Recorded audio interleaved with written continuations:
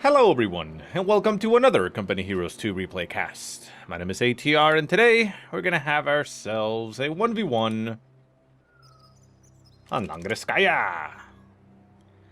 Our heroes today are going to be Insane Aimstrong, playing as the British, the UKF forces in the blue. And his opponent, we're going to be seeing the return of Jove. This time around, though, playing as the Ostir, or Wehrmacht faction, in the red. So, again, this is in the new patch, so some things should be a little bit different. How much? I won't really be able to tell, considering that we're very, very new to the Brits when it comes to observing, so things are going to be different, and I won't know, so there you go. So anyways, let's see what has been going on. Aimstrong is basically going for 2 infantry sections, 2 currently out on the field right now, and then following it up with the Vickers LMG. Now, Jove is going to be going for a Grand Squad, which is already on the field, and then following it up with a sniper, an early sniper, not opening sniper, you know, could have already been out on the field, but a very quick sniper regardless, and we shall see how strong that is against Mr. Aimstrong. We're getting very close to OCF, people. Very, very close. I won't be casting, well, during it. I'm going to see if I can, you know, grab some games after the fact and cast them myself, simply to, you know, get a look at them in that sense. But yeah, unfortunately, no. Time constraints and availability for me doesn't really give me the option to stream and cast and all that shitty internet and stuff. So yeah, sorry guys, I am not going to be taking part of that. But there's going to be a lot of wonderful casters, a lot of amazing games. And yeah, by the time this game comes out, it should have already started. Let's see if it's... yeah, I mean, probably by the time you see it. I mean, I'm assuming it'll probably come out an hour maybe before it starts, according to the timer. Because at the time of casting this, it is 11 hours and 30 minutes until the tournament kicks off. So I hope that you're all watching, because it is an amazing feat to have a over 5K prize pool for a crowdfunded tournament. I mean, that's just fucking amazing. I mean, props to Ami and all the CoH2.org people getting it organized and getting it done. So anyways, enough talking about that, even though nothing much has happened in the game. That's why I'm still talking. But we now see an engagement over here on the left-hand side as the Tomies and the Pyos engage. The Pyos do manage to close the distance and get themselves right on top of everything. The sniper did, of course, take a shot at that infantry section and killed one of its members. So, you know, Aimstrong is well aware that there is a sniper on the field. And because of that, he's actually going for his own sniper, which is currently being built. Tommies do get pushed away over on the left-hand side as we have another Tommy squad with the medical upgrades. Straight going through the center, getting itself popped into that house and then popping out. Trying to see if it can catch the sniper out of position, but the sniper is a little bit further back. Getting some shots into the house, but not managing to do too much with that. The sniper now moves back, and we now have the British sniper on the field. Our supply line's broken. And we can see it right there. We'll keep an eye on both of them. German sniper did take a couple hits there by the Tommies inside that house. Took a little bit of damage, down to about 60% health, maybe 75. But doesn't really matter when you get a 50 cal shot at you, so we'll see what happens. Vickers LMG getting that Grand Squad out of the way. The Grens did manage to capture the strategic point outside the base, so essentially Aimstrong is cut off from the map. Does have the Tommy section up in the left-hand side, trying to capture territory, as the Pyos are trying to lay down a Teller Mine. Teller Mine does get cancelled and refunded, and we do now have the sniper on the field. Sniper has been set to hold fire, so again, I can only assume he is going to be trying to go for the counter snipe. And we shall see if that happens, although considering I'm at the helm right here, we're probably not going to see it, and then we're going to realize it's dead, so... Royal Engineers do come out. The sniper is now across the field. It is currently uncloaked, which is unfortunate for it, but it is now back in cloak. The German sniper is now in position to be able to shoot at it. The British sniper manages to move across the open field, still in cloak, and is now in position to go for the counter snipe. German sniper backing off. Let's take an aim here. Sniper takes a shot. British sniper. Boom! There goes the counter snipe, and down goes Jove's sniper. Very nice first hit there for Aimstrong. And we didn't miss it, guys. We did it. Vickers LMG gonna get cleared out here as the British sniper is getting some good shots there on those Grens, keeping them actually from capping the weapon, because if they do go for the weapon, they actually sacrifice themselves as far as the squad itself goes. So it is not ideal for Job, so he is going to instead retreat and not even gonna attempt taking the MG back. Tommies do manage to get a couple shots in there, but not really doing too much. But for now, Job is essentially on the back foot. He has lost his cornerstone, which is the sniper, which is, you know, very, very good.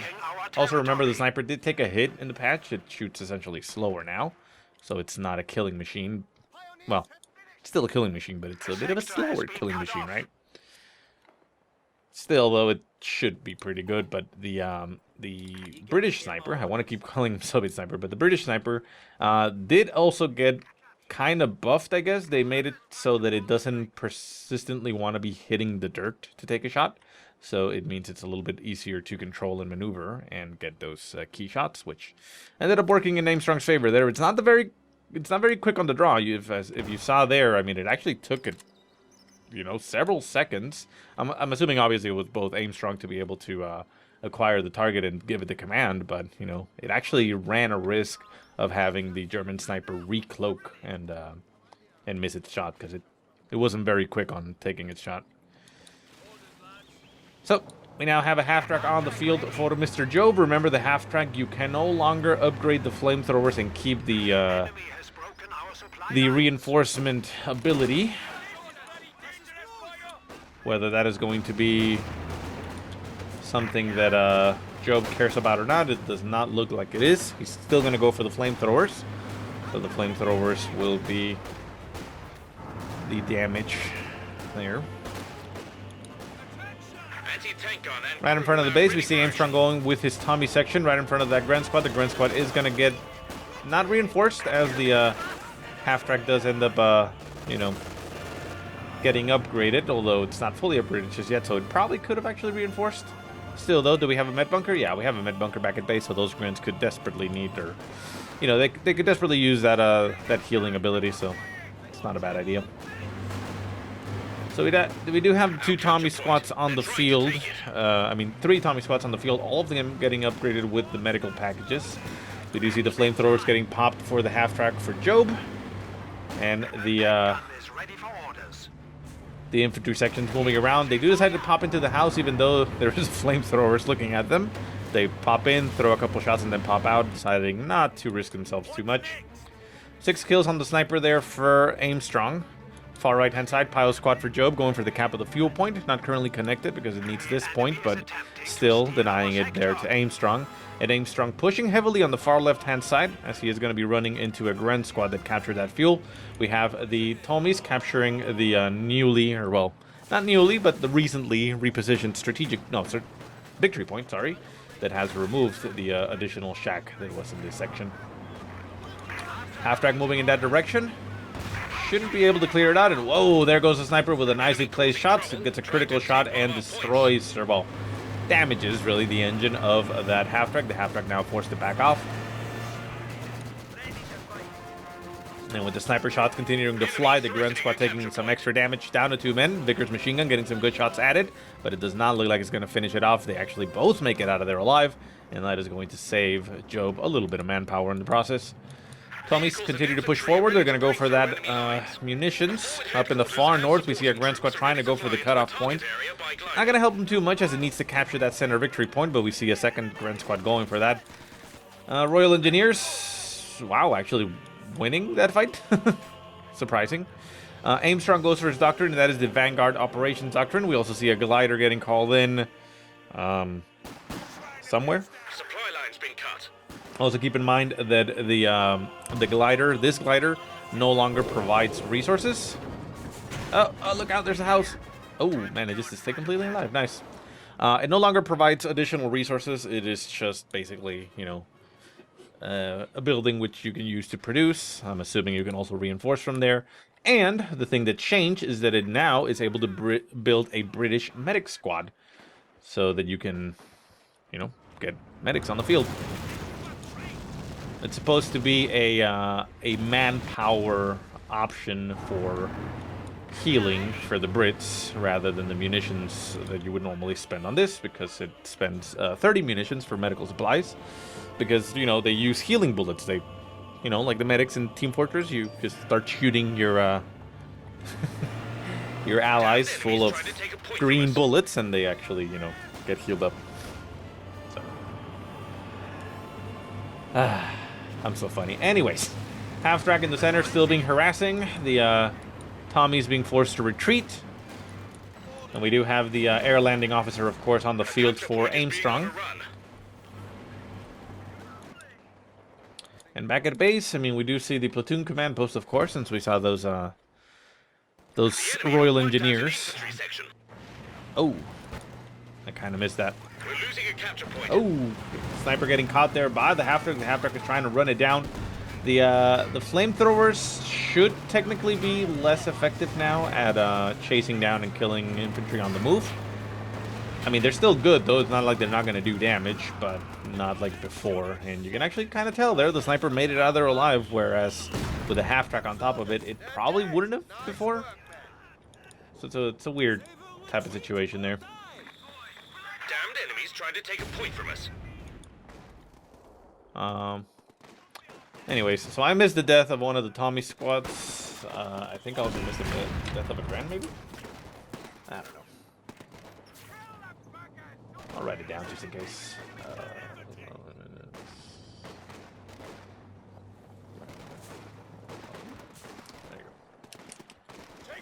go. And we see Jove going for another Grand Squad, probably to replace the one that he lost, which, I mean, the one that I'm assuming he lost, because I'm pretty sure he had 4, didn't he?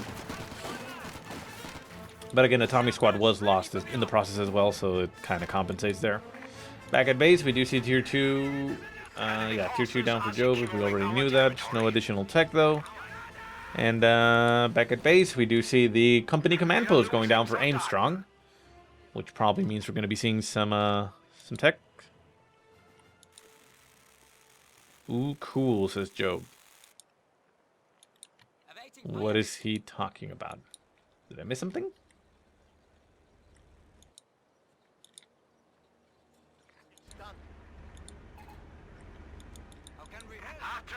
Not exactly sure what he is referring to with the cool. Didn't actually see what happened because I tend to get very distracted, but I guess that's not too much. I mean, I don't see any additional units being lost. Everything seems fine to me. Oh well. Well, we see Aimstrong going for the anti-air one, the Centaur. Should be coming online rather quickly. We'll quickly deal with the enemy half-track, which is currently out and about being harassive.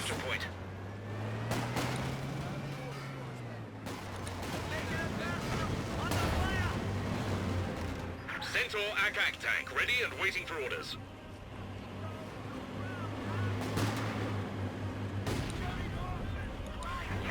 And the sniper once again makes it out of there alive as the half-track was unable to finish it off with the flamethrowers because, yeah, like I said, it's supposed to be less effective against retreating targets. Sniper continues to take some shots. Also remember that the glider is an available retreat point, so it's kind of why it helps to put it out on the field. And we now have the center on the field for Aimstrong. It's going to be very strong for him, especially right now. We do have a pack on the field for Jove, however, to try to deal with whatever comes into play, but, I mean... Again, I mean, pack-ons are great, but you kind of have to make a mistake to have them kill your vehicle. So the Centaur pushes forward, going to get on top right of those Grens. We see the Piles retreating, Grand Squad retreating, the half-track as well retreating all the way back to base. The Centaur is trying to chase him down. Not getting too many hits in there. It's very, very splashy. And the pack-on does manage to get a hit, but the half-track is now in the line of sight there of the Centaur. It put itself in the way there, I guess, trying to allow his infantry to make it out of there. Pack-on does take a couple shots. Oh, a nice shot there through the hedge, nailing the Centaur at the last moment. Manages to make it out of there, however. Still alive at about 30, 25% strength.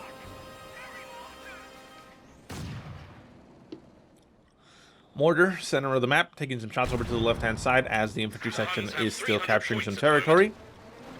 We see the sniper pushing forward, everybody moving back. The Centaur needs a little bit of repairs there as the engineers are going to get reinforced. And there we go. Far left-hand side. Also, the German mortar took a bit of a hit. It was basically got its rate of fire reduced a little bit in the patch. Not that it's not effective or anything, but it's not as effective as it once was. Air landing officer Uraing forward, getting a gammon grenade, or light gammon grenade, right on top of nothing as the Grens move out of the way. And the infantry section behind it is going to be trying to hold a line against overwhelming numbers, and they will lose. They do capture the point, however, and then retreat. Back at base, though, we do see Tier 3 now finally down for Jove. Probably going to be getting something. I mean, okay, so he's going to go for a Stug. The Stug. I mean, that's great. Stug is going to have an easy time against the Centaur. Centaur really won't be able to do too much against it.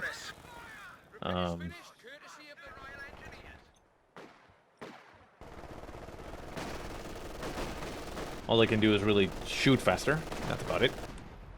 Enemy threatening a capture point. Grants over on the left-hand side do force finally the infantry section to move the hell out of the way, and they're going to recover that fuel point. But Aimstrong is just in a very, very dominant position, and he's not even using infantry. I mean, not infantry. British emplacements. The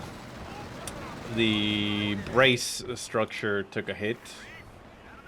I think you can brace over here, right? Weren't you able to brace the HQ sectors? Nah, I guess not. I think that might have been in the Alpha. I think I removed. Kind of remember that it was there. Oh well, doesn't matter too much.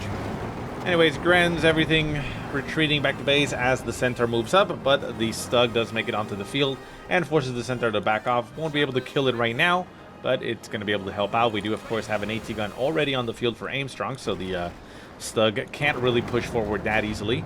Stug now moving over to the left-hand side, trying to support the pack gun. Tries to round the corner and get a crushing effect going on those commandos, but the commandos manage to retreat before they get crushed, and thus avoiding the tracks of a Stug. Stug trying to catch the infantry as they move around and trying to circle around the Stug, but they're still getting caught in the movement. Infantry section getting a lot of damage in there on that pack gun. The pack gun may actually be getting cleared out. We see the Centaur moving up, coming behind all the infantry. Faust goes off on the center, gets the crit on the engine, and the Stug moves up to take some shots, down to about half health on the Centaur. The AT gun for the Brits is online. Gonna need to be turning itself around if it wants to be able to help the Centaur, but the Centaur loses its main gun, meaning it can't really do anything else against the infantry. Out of control it goes, and the AT gun sets up. Can it take a shot? Well, there goes the turret, or the gun of the Stug, down to a sliver of health. Can the sniper finish it off through the hedge? Potentially. Stug continues to move over to the left-hand side. The sniper crawls its way up to the edge of the base, but is unable to spot anything, and the Pyos are rushing right now to the Stug's aid. Another Grand Squad died at some point. I mean, I guess I could note it down just to make sure I see which one died. Not that it matters too much, I wouldn't think, but whatever. The officer died. I guess I can also do that.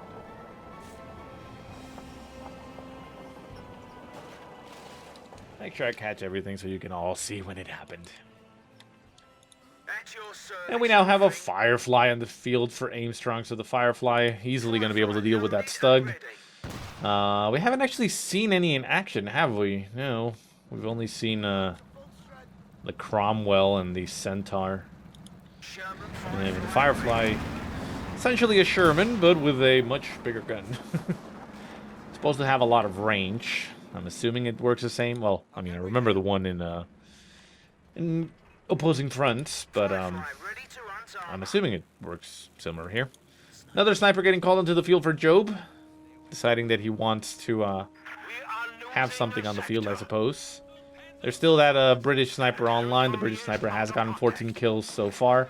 Not too many, but it has done some damage, and it helps out against the vehicles. It also gets critical shots in there.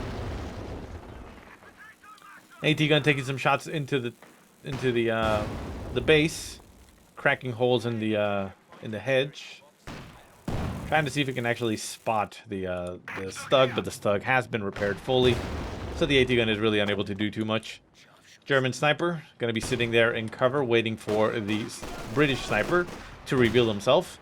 British sniper does reveal himself. The German sniper going to be moving up, trying to get in range. Grant's pushing forward. The sniper has revealed himself, so it's actually just going to take shots at the commandos. British sniper taking some shots. The Gren's running through the hedge. Sherman Firefly has been moved up to the front of the base. Pack gun moving out once again. Do we still have the other pack gun over here on the left-hand side? No, I think we got recovered. And the Stug is going to be guarding that munitions point. Sherman Firefly moves up. Takes a very impressive-looking shot that doesn't actually do too much. Pack gun gets a shot off on it. Manages to miss the second one. And the Firefly turns its sights on where the Stug was, but is unable to take any direct hit there. Vickers LMG going to be setting up. Well, not LMG, Vickers machine gun, really. Setting up against the Grens. Stug moving up. Firefly able to potentially take some shots, but moves back. The pack gun moves back as well. We still have that demo charge in the center there for Aimstrong. And on the far left-hand side, we see the sniper moving around as he doesn't want to engage the British sniper anymore. Commandos pushing forward. Sniper taking a good shot there at the Grand Squad. Grand Squad taking some damage, and the Commandos move forward to decap the point. Stug pretty much in position there to attack. Strafing support. Oh, nice rocket hit on the Stug. The Stug moves out of the way all the way back to base. We also see strafing runs there by the MGs. And they're now going to loiter around. Commandos do manage to capture the point. The sniper is set up and able to look pretty much inside the base. We do have the mortar on the field for Mr. Job. Has gotten better in C2. Rocket Barrage is trying to hit it, but not able to do too much. Oh, the pack gun getting a good shot there on the rear armor of the Sherman Firefly. Takes another shot, rear armor hit, and one more shot will finish it off. Aimstrong kind of losing his cool a little bit there. Oh, the Firefly barely manages to make it out of there. That actually kind of didn't have any right to stay alive. And on the far left-hand side, the Stug is still getting repaired. Strafing run rockets, getting some good hits there. The mortar down to one man. Joe saying, okay, GG. Throws in the towel and a GG by Aimstrong ends the game. So, yeah, he was being battered and beaten pretty badly. And honestly, it was already downhill. Victory points were already down to 103. Triple cap going against him. So it's sensible for Job to throw in the towel at this stage. So hopefully next time we see Job, he's actually going to win, because he's now been getting a very good showing in these past two games. But anyways, guys, I hope you enjoyed the game. If you have any positive or negative remarks, go ahead and leave them in the comment section below.